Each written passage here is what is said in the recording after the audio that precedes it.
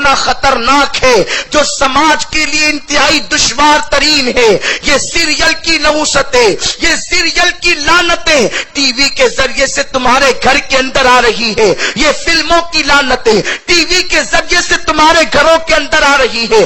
آج کل لوگوں کو کہا جائے اپنے گھروں میں ٹی وی کیوں لاتے ہو، تو کوئی کہتا ہے اسلامی چینل دیکھنے کے لیے۔ میں کہتا ہوں اسلامی ایک چینل دیکھنے کے لیے، 2 چینل دیکھنے کے لیے، درجنوں وہ چینل جس پہ عریانیت دکھائی جا رہی ہے، جس پر گندگی دکھائی جا رہی ہے، جس پر فحاشی دکھائی جا رہی ہے۔ مجھے بتاؤ، شوہر جب تک گھر میں رہے گا ممکن ہے اس کے خوف کی وجہ سے عورتیں اسلامی چینل دیکھے، لیکن شوہر گھر سے باہر نکلے گا تو بچے بھی عریانیت کی طرف جائیں گے، عورتیں بھی عریانیت کی طرف جائیں گی۔ میں تم سے پوچھنا چاہتا ہوں، آج جو مسلم بچیاں بھاگ رہی ہے، آج جو مسلم بچیاں غیروں کا ہاتھ پکڑ رہی ہے، یہ افیئر کے معاملات، یہ ناجائز تعلقات، مجھے بتاؤ کون سی عورت آ کر کے تمہیں سکھاتی ہے؟ تمہاری بیٹیوں کو سکھاتی ہے، تمہارے گھروں میں ٹریننگ دی جاتی ہے۔ پتا چلا کوئی ٹریننگ دینے نہیں آتا۔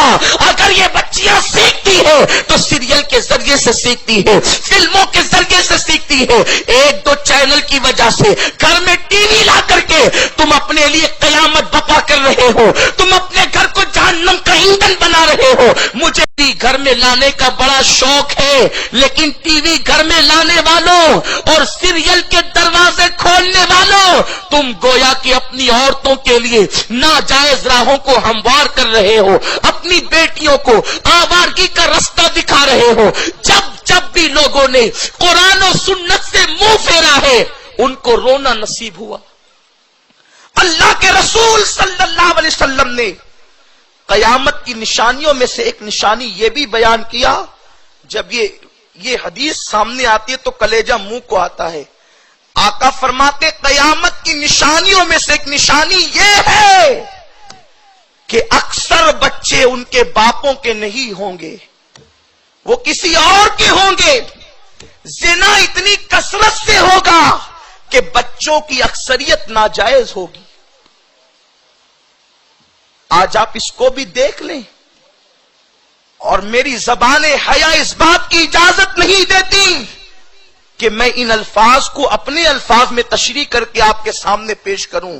اہل خیرت پر آیا ہے، اہل شعور جانتے ہیں، دانشوروں کے سامنے یہ منظر موجود ہے کہ اللہ اکبر، زنا کتنی کثرت سے ہو رہا ہے، زنا کو کتنا عام کر دیا گیا ہے، اور اس کا سب سے بڑا سبب گھروں میں سیریل ہے۔ سیریل کے مناظر وہ ہیں کہ بچیوں کو باضابطہ طور پر ٹریننگ دی جاتی ہے۔ میرے پیارے آقا علیہ السلام کے پیارے دیوانوں، ظاہر میں ہم نے اپنے حلیے کو دیندار بنایا، ہم نے ظاہر میں اپنے آپ کو تبدیل کیا۔ اللہ اکبر، اللہ اکبر۔ میرے پیارے آقا علیہ السلام کے پیارے دیوانوں، دلوں سے خشیت ربانی ختم ہو گئی، دلوں سے خوف خدا ختم ہو گیا۔ اب جب پکنک پر جاتے ہیں تو زنا کا پلان لے کر کے جاتے ہیں، عیاشی کا ماحول لے کر کے جاتے ہیں، برائی کے اڈوں کو آباد کرنے کے لیے لے کر جاتے ہیں۔ میرے پیارے آقا علیہ السلام کے پیارے دیوانوں، اللہ کے حبیب کے فرمان کا مفہوم ہے، میرے آقا نے ارشاد فرمایا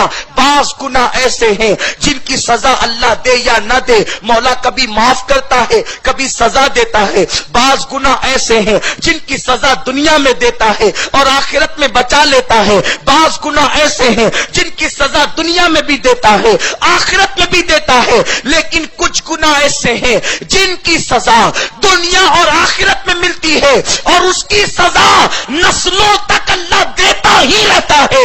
اس گناہوں کی سزا نسل در نسل منتقل ہوتی ہے، نسل در نسل جلتی رہتی ہے۔ صحابہ نے پوچھا یا رسول اللہ وہ کون سا جرم ہے جس کی سزا نسل در نسل ملتی ہے؟ میرے سرکار نے فرمایا اسی کو زنا کہتے ہیں۔ آج زنا کو عام کر دیا گیا۔ میرے آقا مصطفیٰ کریم رؤوف الرحیم صلی اللہ علیہ وسلم فرماتے ہیں عورتیں کپڑے پہننے کے بعد بھی ننگی رہیں گی۔ آقا کریم نے فرمایا، صحابہ کو تعجب ہوا یا رسول اللہ وہ دور دور بھی آئے گا کہ عورتیں کپڑے پہن کر ننگی ہوگی، لیکن سرکار یہ مطلب سمجھ میں نہیں آیا کہ کوئی کپڑا پہن کر ننگا کیسے رہ سکتا ہے۔ تو میرے سرکار نے فرمایا کپڑے پہن کر ننگا رہنے کا مطلب یہ ہے کہ معاذ اللہ وہ عورتیں اتنے باریک اور پتلے لباس پہنے گی کہ کپڑے پہننے کے بعد بھی ان کے جسم کا نشیب و فراز نظر آئے گا، اتنے تنگ اور فٹنگ میں کپڑے پہنے گی کہ کپڑے پہننے کے بعد بھی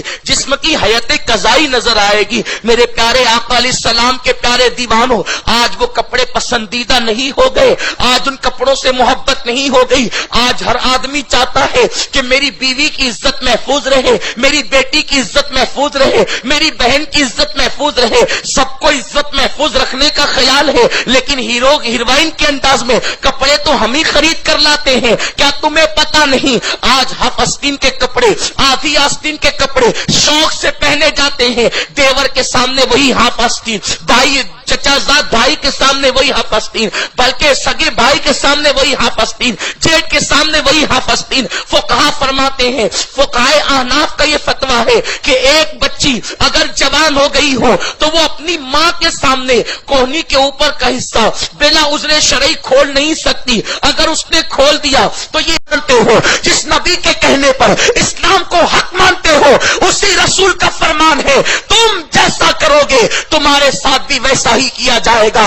دوسرے کی بہن کو بائک پر لے کر پارک میں جانے والے، دوسرے کی بیٹی کے ہاتھ پکڑ کر اس کی عصمت کا سودا کرنے والے، لاڈج میں کسی کی عصمت کو تار تار کرتے ہوئے مسکرانے والے، جب تو یہ کر رہا ہوگا تو تیرا گھر بھی محفوظ نہیں رہے گا، اس لیے کہ سورج مشرق کی بجائے مغرب سے نکل سکتا ہے، کائنات کا نظام بدل سکتا ہے، نبی کا فرمان غلط نہیں ہو سکتا۔ اگر تم چاہتے ہو تمہاری بیٹیوں کی عزت محفوظ رہے، تمہاری بہنوں کی عزت محفوظ رہے، اگر آج سے پہلے یہ خطا ہو گئی ہے تو سچے دل سے توبہ کر لو، توبہ کرنے والوں کو معاف کر دیا جاتا ہے، اور اگر توبہ نہیں کیے یہی کرتے رہے، ایک دن اس فقیر قادری کے جملوں کو تم ضرور یاد کرو گے۔ اختتام پر اپنے بھائیوں کو پیغام دے رہا ہوں، کرناٹک کے ایک بہت بڑے شہر میں، شہر کا نام نہیں لوں گا لوگ ناراض ہوتے ہیں، میں نے تقریر کرتے ہوئے یہی واقعہ بیان کیا اور حدیث پڑھی، کما تدین تدان، تم جیسا کرو گے تمہارے ساتھ ویسا ہی کیا جائے گا۔ معذرت کے ساتھ شاید یہ جملے آپ لوگوں کو برے لگ رہے ہو تو معاف کر دیں، لیکن نشتر جو لگاتا ہے وہ دشمن نہیں ہوتا، اور میرے بزرگ بھائیوں نے مجھے یہی عنوان دیا ہے۔ تو جب میں نے یہ حدیث پڑھی نا کہ تم کسی کی بہن کے ساتھ خیانت کرو گے تو تمہاری بہنیں بھی محفوظ نہیں رہے گی، بیان کر کے میں بیٹھا ہی تھا، ایک لڑکا خوبصورت جوان روتے ہوئے آیا اور مجھے اس نے اسٹیج سے نیچے اتارا، میں اترا، اترتے وقت مجھے تھوڑا سا تردد ہوا کہ یہ کیوں روتا ہے۔ جب میں نے کہا تو اس نے میرا ہاتھ پکڑ کر کہا آپ نے حدیث صحیح پڑھی، میں اس کی تصدیق کرتا ہوں۔ میں نے کہا میرا تو ایمان ہے، یہ بتاؤ تم کیسے تصدیق کر رہے ہو؟ کہا کہ چند دنوں پہلے کی بات ہے، یہاں سے ہم لوگ جو ہے وہ شہر کے بیچوں بیچ ایک پارک ہے، اسی کے قریب لاج ہے، دوستوں کے ساتھ جب میں لاج میں گیا تو ہوج موج کرنے کے لیے ہم نے عذرائے مذاق اس لاج کے مینیجر سے کہا ذرا بتانا تیری لسٹ میں کون سی لڑکیاں ہیں تاکہ ہم انہیں منگوا کر ان کے ساتھ عیش کریں۔ تو اس لاج کے مینیجر نے کہا فوٹو دیکھ لو، جس کا انتخاب کرو گے پیش کر دی جائے گی، اتنے پیسے ہوں گے، یہ ہوں گے، اور سارا معاملہ طے ہو جائے گا۔ تو وہ لڑکا کہتا ہے مجھ سے، اللہ کی عزت کی قسم، اس لڑکے نے کہا روتے ہوئے، جب اس لاج کے مینیجر نے فوٹو کو کاؤنٹر پر بکھیرا تو ایک چہرے پر نظر پڑی تو میرے دل میں آگ سی لگ گئی، اس حسن کو دیکھ کر میرے پیروں کے نیچے سے زمین کھسک گئی۔ اسی فوٹو پر میری نظر جم گئی، میں نے اٹھا کر اس کو دیکھتا رہا، مجھے یقین نہیں آتا تھا کہ میں فوٹو دیکھ رہا ہوں یا خواب دیکھ رہا ہوں۔ میں نے کہا کیوں؟ تو اس نے کہا کہ وہ جو فوٹو تھا وہ کسی اور کا نہیں، میری سگی بہن کا فوٹو تھا جو میرے سامنے بکھیر دیا گیا تھا۔ یہ صورتحال ہے اے امت کے نوجوانوں، آج افریقہ کی سرزمین پر حالات یہ ہیں کہ مسلمانوں کو قتل کر کے ان کی لاش کو بھون بھون کر کفار کھا رہے ہیں۔ سیریا کا حال یہ ہے، مزارات اولیاء کو شہید کیا جا رہا ہے، مسلم نوجوانوں کو کفن تک میسر نہیں۔ ہندوستان کے مسلمانوں، تم کس دن بیدار ہوں گے؟ تمہارے تمہاری آنکھیں کب کھلے گی؟ کیا جوانی اس کے لیے تھی جو تم کر رہے ہو، یا جوانی اس کے لیے تھی جو محمد بن قاسم نے کیا، جو طارق بن زیاد نے کیا، جو علی اکبر نے کیا؟ جوانی عیاشی کے لیے نہیں ہے، جوانی راتوں کو مصلے پر رو